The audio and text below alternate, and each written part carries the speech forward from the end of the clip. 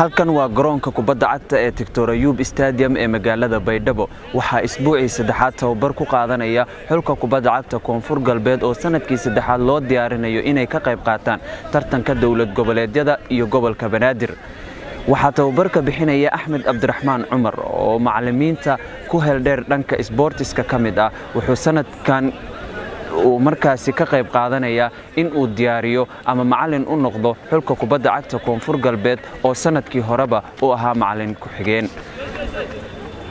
macallin Axmed Abdiraxmaan Cumar oo la hadlay TV-ga Koonfur Galbeed ayaa waxa uu ka warbixiyay rajada ah in ay markaasi koobka ka qayb qaataan iyo waliba sida ay suurtagalka u tahay inay ku guuleystaan tartanka dawlad goboleedyada iyo gobolka Banaadir بنونيان أو جد معناها ورنتي واسكت بدينها هاي وحقوق بهية هاي معناها دلقات بدن وشباب تهذي كلا سنة كي هراء معمولك مع معمول قبلتك كفر قلبت معناها ميل حاجة جروبيو كشهري تي كحكتي معناها أفرتو إمادي إن شاء الله تنا هدينا وحنا إلهي كرجيننا إن أو ميل في عن تكنو أما كوبك عن قادنا هدو إلهي كرال نقضو معلم عيارته أو معمول قبلية ذلك طبعاً حتى معمول قبلية ذلك كلام بلا معلمين دنتي يفرضان إن كونفور قلبت نعمل هوية تنكوري تنرجع تنلم هذا إن ديار جروبس انتهاس بدن إسماعيلية هيتن إسماعيلي رجع هيتن تسمع معنا تنقول إن سيد ذي وحوا هدي مر ترتن أو بلاونايو إن وحوا مر كستبه معمول كستبه وحو ديارنا عيارتوي ديسا إن ترى عيارتوي ذا أو هايستي شلي وهو هايستي training kaas la sameynayna waxa waaye waxa la diyaarinayaa jirka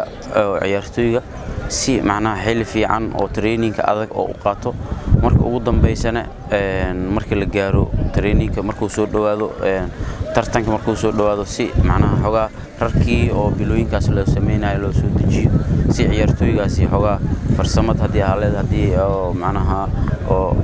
xeelad ay ahaleed intaba macnaha inuu u diyaar garoobo macnaha tartankaas sida wanaagsan oo uu qayb gal lahayd معلم سؤال سويدين تمضي تحت عيارتوي متكلم دائما يبغى عيارتوي gobolka Bay sanadkan Koonfur Galbeed ku maarantay gobolka Shabeellaha Hoose gobolka Boqor maya Koonfur Galbeed sida aan ognahay Koonfur Galbeed waa guud ahaan waa Barawa ku jirto oo waxa ku jiro gobolka waxa ku markaa ku jirto Afgooya ku jirto